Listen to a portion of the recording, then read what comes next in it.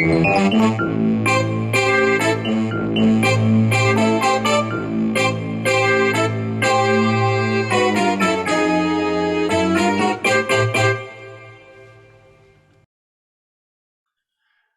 colleagues, and welcome to the Frank and Stan chat. And this is the 109th edition. And we were due to have a guest this week, but our guest has, we think, may have COVID. So we're going to be looking for a new slot later in the year. So the guest is very keen to join us, but obviously isn't feeling 100% at the moment. So for those of you who are looking forward to our guest, I'm afraid to say Stan and I are going to disappoint you because it's just a Frank and Stan chat. So we're going back to basics. Back to our roots. Yeah, back to the way it all started. And in fact, when we did our first edition, Stan, I think we thought we would make it 15 minutes. Yeah, enough time for people to drink a cup of coffee is what we said. Yeah, that's right. And actually what they've done is they've rolled on to 40 minutes, I think is usually about as far as we let them go, although there are one or two that have run a little bit longer than that. But anyway, so it's just the two of us this week. And it's been a hell of a week. I mean, just to put it in context for history, so we're looking back on these in a few years' time. This week or yesterday, there were two by-elections, and the Conservative Party in the government lost both of them heavily, and now there's pressure on the Prime Minister and the government as to what's going to happen. So the only reason I mention that is that I've spoken to a couple of colleagues today about some work that I'm involved in, and actually that lack of certainty about whether this government's going to get to the next general election has already fed into some concern about some initial plans that they've drawn up about some work that they're doing. And so in a way, not wishing to make this is not a political broadcast, is it at all? We try and bring it back to education, but I think that's for me a good example, Stan, of how the wider politics affects those that are trying to drive education forward. If you want to pull it into a straight education, it's the rumour that the head's looking for another job, and how that affects the senior managers and the staff, and if the parents find out, what the parents have to say. Yeah, and this is like as simple as say, well, I'm only going to be here for another couple of years because I'm going to retire. Yeah. Sets off that same feeling of there's no certainty now over the next 2 years. And the chairman or the co-chairman of the Conservative Party resigned as well. And that, for me, feels like it's the chair of governors is resigning.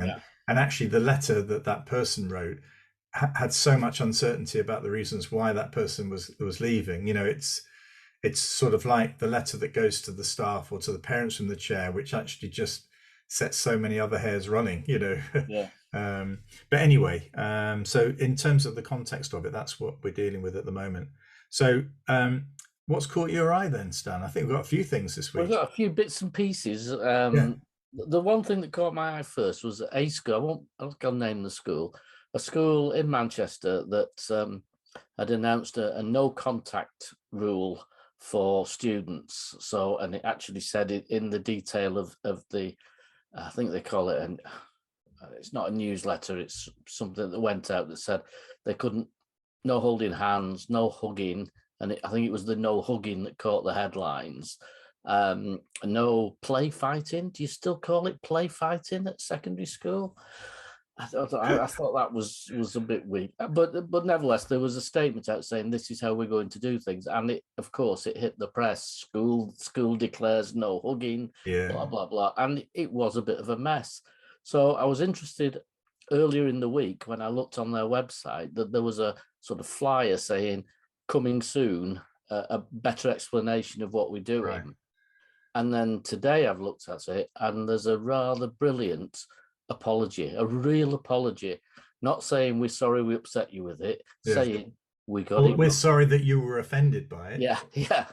We got it wrong. And for me, even better, we've talked to our senior students and they've made suggestions that we're going to take on board, and we're, I think, I'm not sure they've got it worded quite right yet, because they're talking about heavy-handed contact or something, but I know where they're trying to head to, and the fact that they're involving the students in getting that language right and getting what they mean right, that yes, giving somebody a hug is a really important thing if somebody's feeling down.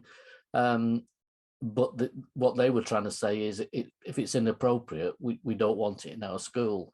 But for me, it's the quality of right, we got it wrong. I'll tell all the parents we got it wrong.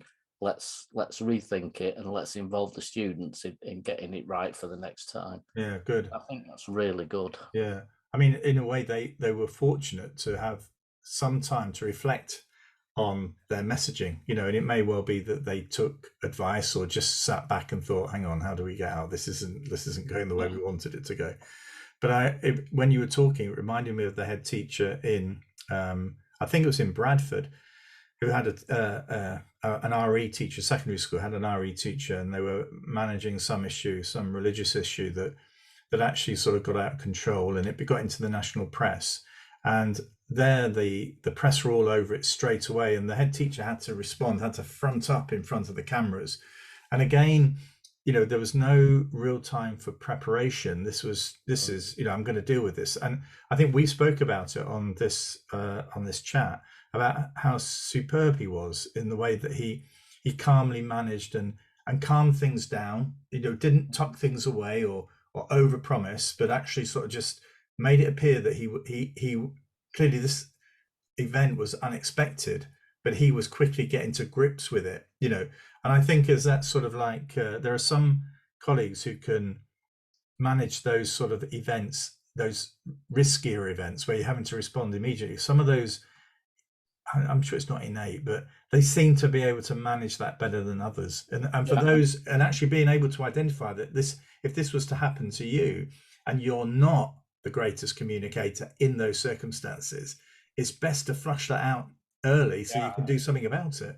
I had it at one point when I was ahead, when we'd introduced something. It was to try and manage lunch times, because lunch times are always difficult. And I'd said to they were all ladies who were managing lunchtime outside, we would go to a system where instead of having this long conversation with children who were not listening to them, we'd have a simple card system.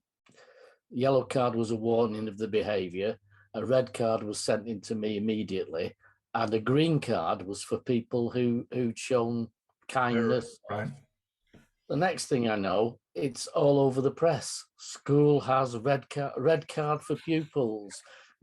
Would-be Gary Linekers get the green card, would-be Rooney's get the red card. Why is it? How has it got from me and 4 or 5 welfare assistants into a national press story? And there wasn't a story there, but I think it shows how long ago. I think it was on CFAX or something. People were ringing me up and saying, "Do you know you're on?" Saying, but just out of control for something that was very simple and very effective. Because what happened was the welfare assistants started looking for children who were being kind and who were who were playing well, rather than looking for mainly boys who were causing trouble. Yeah. So how did you get it back under control then? I did a statement to a couple of reporters, and then I when people rang up, I just said it's a non-story. Right. It's not a story. Yeah. And I think once you tell them it's not a story and there's nothing to see here, kind of thing, it lost its impetus. Yeah. But it was a bit off-putting when somebody said you're on TV, and the national paper's got a piece about you. Also we spoke about, we were talking before that I just noticed that there's an excellent book that the government's produced to celebrate the Queen's Jubilee, and we've got a copy here, and I have to say, really, the quality of it is amazing. But it came to light that it wasn't printed in the UK; it was printed in Italy, and it felt as though, if ever there was a time when, it's a bit like passports, isn't it? Yeah. if ever there was a sort of symbolic a moment where the UK takes control of something, I would have thought, you know, printing its own passports and printing the Queen Jubilee book, you know, were two important issues that probably needed greater attention in terms of where they were printed. But it's an amazing book if you've not seen it. I haven't seen it at all. Well, the other thing I wanted to, let me pick it up. We'll have a little bit of knocking about here. I had to take a an item, shall I say that? It was a branch stuck in some concrete in a plant pot. Don't ask. To my granddaughter's junior school today, and that school was where I started teaching in 1979. So I walked up, and all I could hear was this music coming from the school, and it was like an electric guitar was playing really loudly, and so I went into reception, and all the reception staff were hiding in the offices because it was so loud they couldn't do any work. So I shouted, and they came to the window, and I couldn't get this item through the little hatch, so they had to open the door. So I took it through, and then we started chatting, and I explained that I'd been a teacher there that long ago. And then I said, and also I play the guitar, not very well, not as well as this guy. And so they said, well, would you like to have a look at it? Would you like to come in and see it? I'd explained who I was and everything. So, and I went in, and it was joyous. It was joyous. There were 350 children, all, you know, actively engaged in We Will Rock You, you know, and the way that the peripatetic teacher had controlled both of the guitar he was playing, it, the electric drum kit, he had a keyboard, and he had a bass guitar, and he got the teachers up to play those three instruments, and all the children contributed towards the end of it.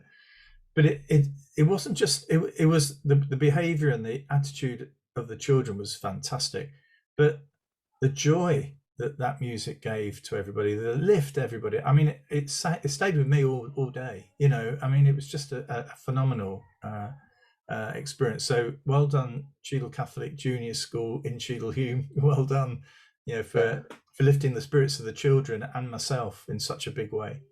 Yeah, I always give thanks when I was ahead to a peripatetic teacher who we'd had peripatetic brass because I wanted to introduce music into the school. We'd had 4 brass instruments for probably 4 or 5 years.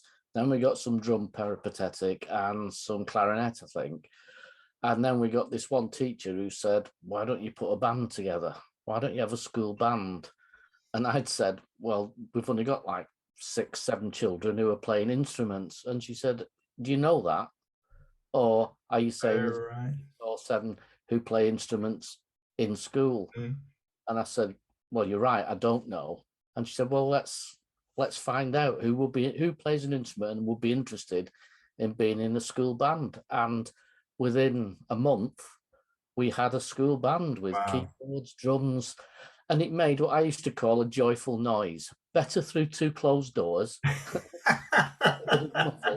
But it was, and I mean, I suppose one of my proudest moments was when I left the school. I was played out by the school's band, wow, which had by that time probably 30, 35 children in it, and that was great. It meant a large percentage of the school who were playing it, who could play an instrument, were then playing in a band.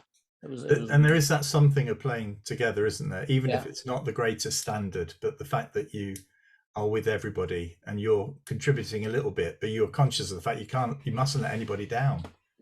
No, well, I must admit, I sat in on a couple of times strumming my guitar, but the one person who caused the most problems for our peripatetic teacher was one of our teachers with his electric guitar that was always too fast. Couldn't keep to the time that the rest of the... Well, I would say that if my guitar teacher had heard you say that, they'd say, well, Frank has a similar sort of problem. But anyway, yeah, I mean, yeah, so anything else caught your eye this week? Yeah, the government, I think the DFE have announced this, or the Secretary of State, this new law that they're looking to break strikes. that allows agency workers, it said, so supply teachers will be able to take the place of teachers on strike. Where are they? Oh, wow. What, if you've got a hidden bank of supply Yeah, teachers, roll and them out now. You could. yeah, we'll have them now. And it's that one of those stupid ideas that Yeah. that people think, oh yeah, well, like with the train strike, yeah, we'll put agency workers in. Well, how many agency workers have you got who are qualified to drive a train? Yes. Yeah. Yeah. There's a bit more to it than just saying agency workers.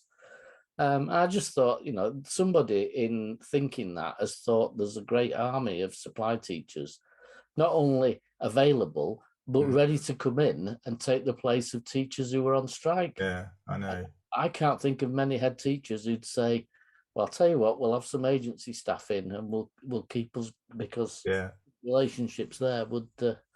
We do have an economy, though, don't we, that sort of has been built on many more people to service it. Yeah. And because of various events that have happened, which we won't go into, that a lot of that workforce has now, skilled workforce has disappeared. Now people will say, well, we've got to skill up our existing, but actually there needs to be a recalibration of what the economy, or what the economy needs in terms of numbers in order to provide what it did before. I can't see. I mean, just also somebody was saying, where do you draw the line as to where it becomes risky? So, and they were saying, well, there's a big thing at the moment about ticket office staff. Well, at our local railway station, there is a number of platforms serviced, and it's on a hill. So, in order to get up to those platforms, you need to go upstairs or up in the lift. So, and often the lift is broken or has been vandalized or whatever. So, who helps people get there? There isn't anybody. You wait, you turn up at the station, you think that you're in a wheelchair, you think the lift's going to work, it's not working. Well, how do you get to platform 3? Well, ours was like that.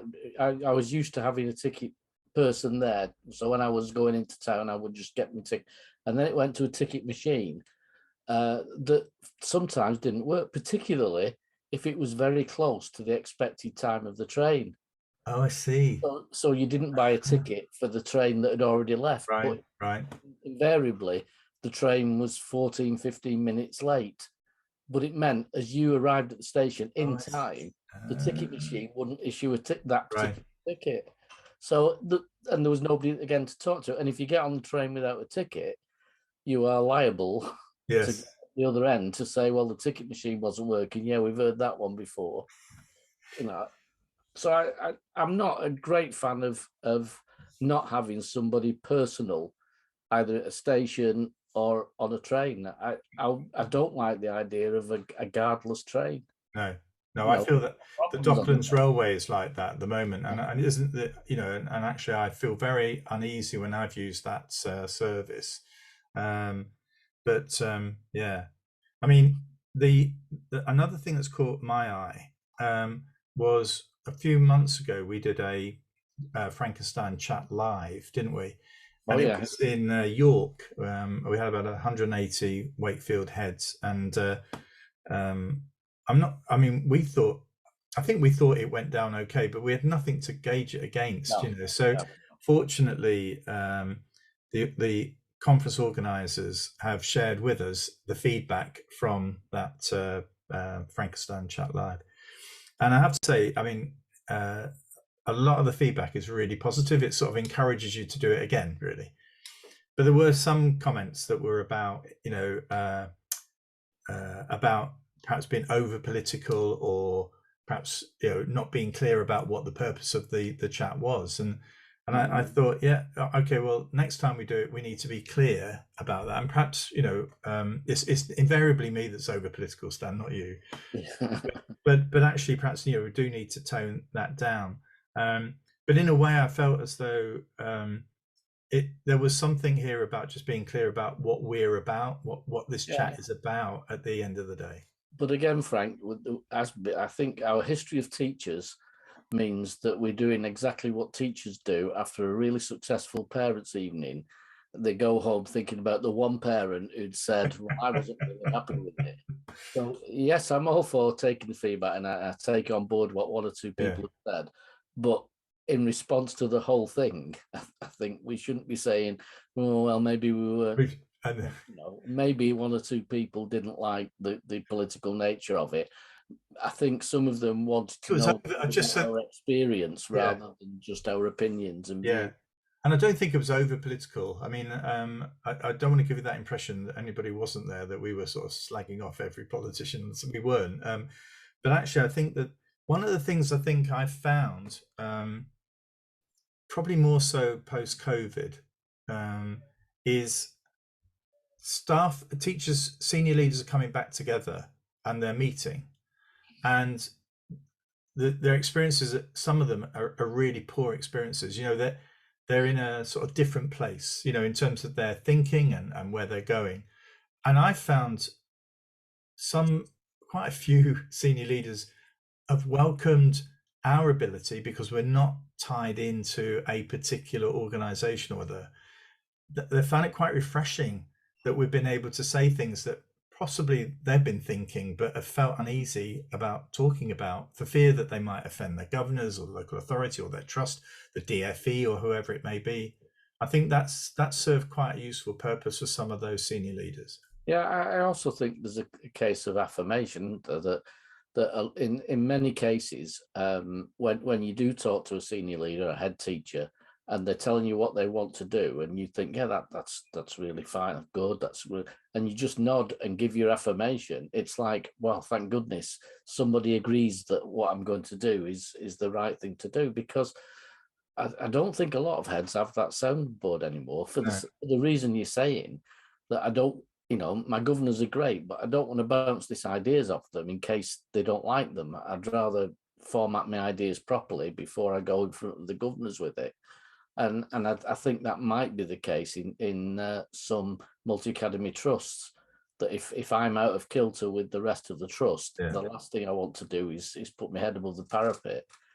And it does worry me that sort of culture that we lose the innovation then, and we don't have people who are saying, right, we're going to do things really differently at our school, and let's see how it, not see how it goes, but we'll make a success of it, but we'll do it in a different way. Yeah, it's interesting that was raised by, again, I can't mention the colleague, but somebody, it's somebody involved in digital education in the Northwest, where if you're trying to sort of, in a way, change or increase the amount of attention given by teachers and the use of digital technology by teachers, you need to build in the fact that some of this is going to fail. Some lessons, will not go as, if all you're doing is produce, as she said, if all you're doing is producing standard lessons, which always get to a certain level but never quite inspire, and you're trying to do something very different, sometimes you'll hit the sweet spot and it will work great, and other times it won't, and actually at the school I was at today in that music, they asked me about my HMI career, and I said, she said that it must be great going to all these outstanding schools, and I said, again, I learned more by going to the weaker schools. You learn about how not to do it as much as how to do it. Yeah, and my philosophy has always been, some of the schools that are deemed to be the weakest have some of the best practice on their road to recovery often, but because of the way the frameworks work, you can be downgraded for something when you've got absolute strengths in other areas. I know we tried to do something in Lancashire, an award scheme in Lancashire, which recognised little bits of excellent and outstanding practice, regardless of the school status with regard to Ofsted, just to share it and pass it around. And understanding context as well, that something new and innovative in school A might be things that other schools do as a daily routine, and it's not innovative, but you need to recognise that school is being innovative with what they do. Yeah, and it's the teacher's innovation, isn't it, as well? The fact that say school A, primary school, doesn't really do very much science, and actually teacher X comes along and decides to do some practical work, and actually the behavior of the children, they're not used to it, they don't, all of that falls apart. That's not a reason for not doing it again, and learning from what you've done, and how to do it better. So I think there is something here about, how do you say it? Well, we should encourage people to fail. I mean, I don't want the system to fail, but if every lesson every week is tip top and fantastic, I don't know if there are many that are like mine weren't. I don't know. I mean, no, I don't know how to describe it. The trouble is that if everything is almost robotic like that, mechanical, then yes, it can tick all the boxes. But actually, it's quite boring. The teachers aren't inspired by it. I'm guaranteed after a short time, the students won't be. So actually, you do need innovation. You do need teachers with a spark, and you do need a change that allows the teachers to develop their learning alongside the children. I mean, how many times as a primary teacher were you taking a topic, let's say, or an area that you hadn't done before, and you have to do some personal research on it, and you have to find where your displays are going to be, and you're going to think of where we're going to visit and do a bit. But all that is learning that goes into your own experience and knowledge for the future. And I think if you've not got innovation, if you know now in 3 years' time you're going to be teaching the same 3 things that you've taught this year, it's a downward slope. Yeah, definitely. I mean, the other thing caught your eye this week is the difference between a speaker, whatever his political background, one who's well briefed and answers questions from deep knowledge, as opposed to being briefed with a script before you go onto a TV. I mean, the guy from the rail has come out as a sort of, wow. And what is, whatever your politics on it, whatever you think about rail strikes or not, the difference is that he knows his stuff, and he answers through one deep knowledge, but secondly, he answers honestly, so he's not tripped up later by something he said, because he says it as he thinks. And the interview, I don't know if you saw the interview with Sky, where they were the reporter was trying to make out that the pickets behind him were somehow beating people up or whatever. And he's just going, what do you want me to say? And that was reported to Sky to say he got flustered. Yeah. Well, there was no way he was flustered. He was. I'm not sure I agree with his part. Certainly don't agree with part of his politics, but he was clear on what he was saying. What he was saying was honest and truthful, and he was calling other people out who didn't know, but were making assumptions. I mean, there's a couple of interviews where he's gone, "You don't know that." No, I know. You actually don't know that. Yes. I think it's the fact that I mean, we were talking before that there's been quite a sort of robust, it's probably the word, interview with the Prime Minister on Channel 4 prior to this recording. And there's a bit of an unease about it. That for me, I felt a little bit of unease about, showing due respect to the person in charge of the country, but similarly performing the role of the interviewer, so in a way there is still this requirement to sort of challenge, but actually it's challenging it also from a deep knowledge, and a lot of these interviewers don't have that deep knowledge, do they? So they have perhaps 1 or 2 questions, and then there's a bit of a response from the person being interviewed, but actually it then quickly moves away because it's superficial knowledge that they have of the subject. And this guy, the RMT union guy, it's a very deep but very narrow area of knowledge, and I think where we are in education, we're not talking here about the economy, we're not talking here about foreign policy, are we? We're basically bringing together all the things that we know, and there are some things in education we don't know a great deal about, so we do our best to steer away from those, but I think that's where it is, isn't it? Interviews as well, Frank. When you interview somebody for a job and they haven't got the deep knowledge, or worse still, they've recite a piece from a script that they've put together, and that it's not hitting the nail, and the governors know it's not hitting the nail on the head, and you want to be able to say, just stop. tell us honestly what you know about this. You can tell us you don't know a lot about it. That would be, a very positive thing to say at this Yeah, point. yeah. I I think don't know much about it, but I'll, if I I think got also the way that's conveyed, I think he's clever in that, or not clever, he's skilled at being able to convey something that's quite complicated, but in a very short way, in a few number of words. And it's he captures the moment, really, I think, really well. And actually, that going into long-winded, as I'm doing now, long-winded answers, actually, interviewers pick up on things that aren't actually the main substance of your answer. yeah, Whereas he keeps it quite clipped, quite short, and actually calls out, doesn't he? That's the thing I think that people have yeah, liked. It's a direct calling out approach when he believes somebody is talking low, and he used the word because he was accused of he accused one of the ITV interviewers of talking twaddle, but actually if they are talking twaddle, he'll call it out. Well, he did the same with Piers Morgan, didn't he? I don't know if you've seen that one, where they were concentrating on the On the web. icon that's on his Twitter account, Yeah. and he was saying, "Is that really it? We've got rail strikes, we've got all this confusion, we've got all the, and you want to talk about what Yeah, I've got yeah, on, yeah. which is a joke with my members because they say I look like the Hood from Thunderbirds."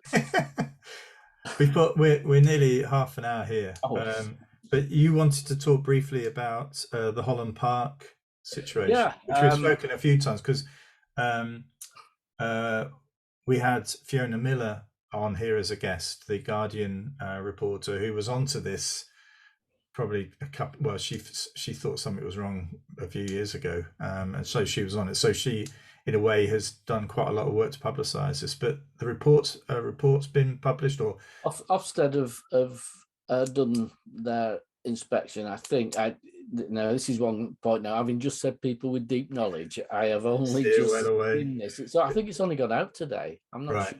I think there were, yeah. Go on. And it's found the school to be inadequate and leadership particularly to be inadequate. And I just mused on the fact that the interim report that was done a couple of years ago had everything in the garden rosy. And I'm not sure. I do know schools can fall over rapidly, but from everything being very positive to everything being awful, seems to me there was something not quite right with the earlier report.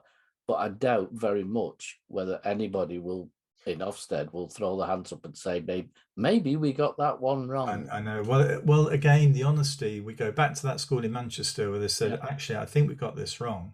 That would be wonderful to hear Ofsted saying that a little bit more often. What's interesting now is there's talk of a judicial review because the inadequate judgment means that the parental body may lose the chance to negotiate where they end up as an academy. There was talk of it going into a chain anyway because of the results of the report recently. And I just think, it's a mess. Yes. The whole thing is a mess because we've got a system that works without consultation that's genuine. So the parents aren't getting that opportunity to say, this is what we want, this is what we think, this is the way we should go. It just isn't working. Yeah. And I think your screen went a little bit funny there. Frozen for a minute there. Yeah, all right. The one thing I want to finish with is a sad point is that when I was an HMI, I worked quite closely with a guy called Mike Claddingbowl, and Mike Claddingbowl became very senior in Ofsted, and we had a friend called Jeremy Richardson, and Jeremy Richardson was an HMI, worked in the school improvement division, and he was good fun, very positive, really nice guy. He left and became an inspector, and then he became a head teacher, and sadly he then was the head teacher of a school, a secondary school in West Yorkshire, and sadly Jeremy died. I think it was announced this week, but I'm not entirely sure the actual date, but it was due to a cycling accident. And I just really, knowing Jeremy from a sort of a colleague, I just wanted to say, how sad I was when I heard the news. And I know that, he was greatly loved by the colleagues he worked with, and also from the note on the school website how deeply loved he was within the school. And it's extremely sad to see that the profession has lost somebody as good as Jeremy. So I just want to offer my condolences to his family and friends, and to the school community that have lost a great leader. Won't surprise you, Frank, to say I've been at a funeral again this week. Really? And that I can say was a genuine expression of celebration of a life well lived. Only young, but I really felt when we came out, yes, that had been a proper tribute. Right. Well, I don't think we're going to have room 101 because we don't have a guest. So put COVID and various other ailments into room 101. Yeah. Well, another variant's on its way apparently, and I'm starting to hear of people who are feeling, that have got COVID again, seem to die down, but it's all sort of bouncing back again. So let's hope everything's fine going forward. So next week we have a colleague, a secondary school colleague, who actually had a teacher radio show, and we went on that show, and so we're back. She's agreed to come and talk to us about what the life is like as a broadcaster, like what we're doing, Stan. So anyway, so that's next week. So thank you, Stan, for joining us, and thanks everybody for listening, and we'll see you all being well next week.